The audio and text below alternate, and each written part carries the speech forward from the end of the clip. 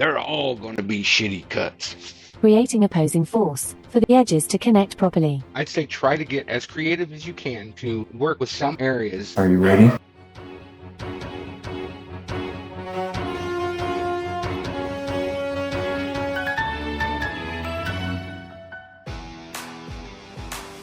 Captain, the National Weather Service has predicted rain between 5 a.m. and 5 p.m. Pacific Standard Time, with a high of 64 degrees Fahrenheit and a low of 46 degrees Fahrenheit for Tuesday, October 17th, as well as rain between 3 a.m. and 6 p.m. Pacific Standard Time, with a high of 66 degrees Fahrenheit and a low of 50 degrees Fahrenheit for Wednesday, October 18th.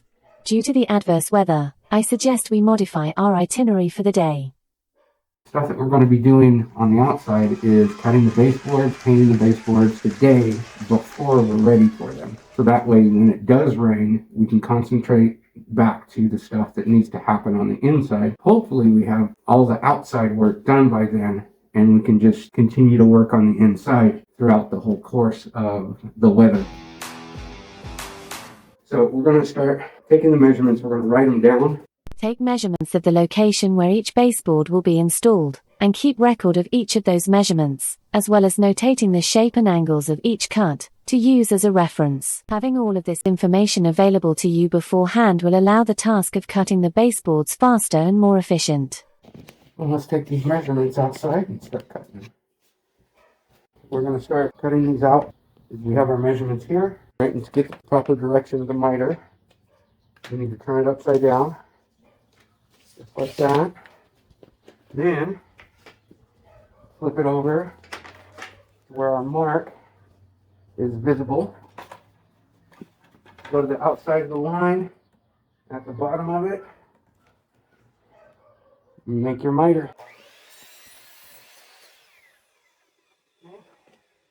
And since we cut that piece, we want to mark it off on the list so we don't try to cut it again. We have just this little piece left, so we're going to use that for some smaller pieces. It would be suggested that all of the longer baseboards should be cut first. Then, cutting the smaller pieces with the leftover material. This will help avoid unnecessary splicing during the installation process. The thing is, using the cutoffs for the smaller pieces, you're only going to be able to use so much of it before you just have to throw it away, because you're not going to have enough to hold on to be able to control the piece as it's being cut and being able to keep your fingers out of the saw. So you need to be careful with that. Well, I don't know what you're worried about, but I've got all 4 of my fingers and I'm just perfectly fine. Let's get these painted.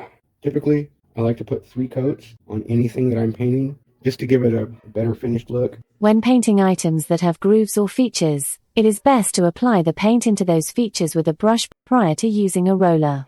Using a soft brush or sponge brush and sponge roller to paint non-textured surfaces is best. Using the sponge type applicators, and in the order suggested, will eliminate any unwanted brush strokes or texture created by their conventional counterparts. Keep your brushes and rollers covered and bagged. This will keep the paint fresh on the roller and brush, as well as in the brush cup and the paint can. Make sure that those 2 are also covered, and then you can come back to them later without having to deal with a bunch of crap with needing a new brush, a new roller, or anything like that. And it keeps the paint fresh to be able to reuse.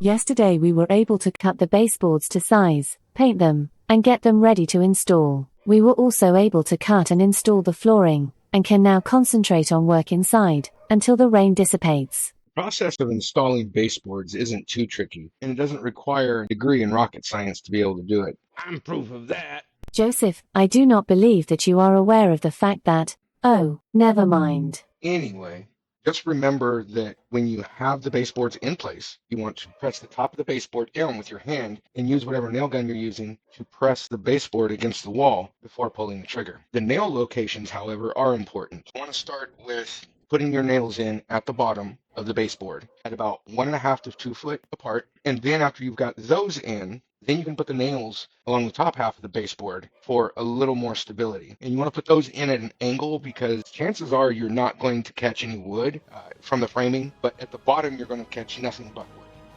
To give the baseboards a smooth, clean edge, use paintable caulking to fill in the top and smaller gaps along the corners and seams. Makes me feel like telling a joke I once heard. Oh God, please don't. However, it may be necessary to use wood putty in the larger gaps along the corners and in the nail holes. Let the caulking and the wood putty dry. If you are using wood putty, make sure you sand the excess wood putty down with a sanding sponge, and then you should be ready to do all of the touch-up painting, and you'll be done. We have a few more tasks to deal with before the bathroom is complete. However, we will leave those for another. Captain Shorts.